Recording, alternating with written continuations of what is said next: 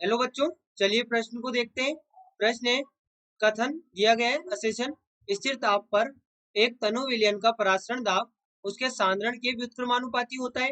और कथन यहाँ पर जो कारण दिया गया है, रीजन, परासरण दाब एक अणुसंख्यक गुणधर्म है तथा विलयन के निश्चित आयतन में उपस्थित विलय के मोलों की संख्या पर निर्भर करता है।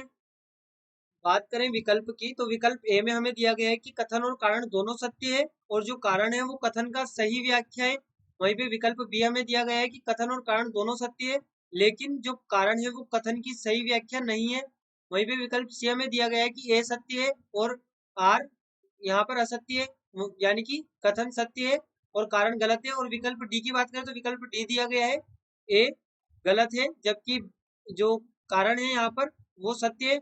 और विकल्प ई दिया गया है कि कथन और कारण दोनों गलत है। तो देखिए बच्चों, यहाँ पर बात करें प्रश्न की मुख्य अवधारणा की। मुख्य अवधारणा मुख्य अवधारणा तो देखिए हमारे पास में जो परासरण दाब होता है, परासरण दाब, ये यहाँ पर होता है पाई बराबर आई सी आर टी। पाई बराबर आई सी आर टी होता है यहाँ पर ये। अब बच्चों देखिए होता क्या है कि अणुसंख्यक गुणधर्म की यदि बात करें, पहले यहाँ पर हम देखें परासरण दाब और सांद्रण को। तो देखिए परासरण दाब हमारे पास में पाई है और सांद्रण यहाँ पर है सी। सी यहाँ पर सांद्रण है। तो बच्चों यहाँ से देखें तो पाई समानुपाती है सी के, यानी कि हम कह सकते हैं परासरण दाब समानुपाती है सांद्रण के समानुपाती है।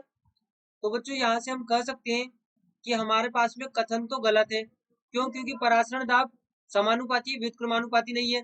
बात करें कारण की, तो देखिए यहाँ पर हमने लिखा है पाई समानुपाती है आई के, क्योंकि पाई बराबर आई सी आर टी, तो यहाँ पर पाई आई के समानुपाती है। और बच्चों यहाँ पर आई की बात करें तो आई होता है 1 minus alpha plus n alpha.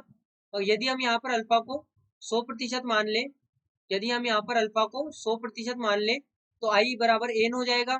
और एन यहाँ पर होती है कणों की संख्या। तो यहाँ से हम कह सकते हैं पाई समानुपाती होगा विलय के कणों की संख्या के, विलय के कणों या मोलों की संख्या के, मोलों की संख्या के। तो बच्चों यहाँ पर देखिए हम कह सकते हैं कि यदि ये यहाँ पर निर्भर कर रहा है, ये यहाँ पर समानुपाती विलय के कणों की संख्या पर, तो यहाँ पर ये विलय के कणों की संख्या पर निर्भर कर रहा है, इसके समानुपाती है।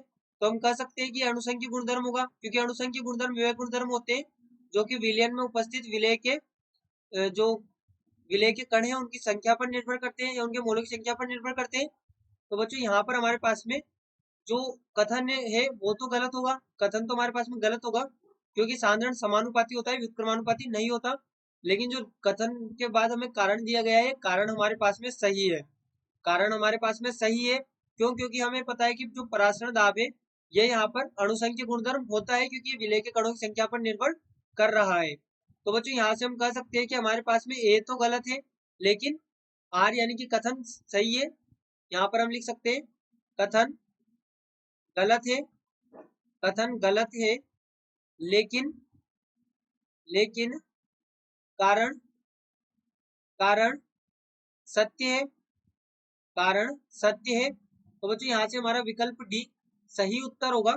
विकल्प डी सही उत्तर होगा, जो असेशन है वो गलत है जबकि जो रीजन दिया गया है वो यहाँ पर सही है। तो बच्चों आशा करते हैं आपको प्रश्न समझ आया होगा। धन्यवाद।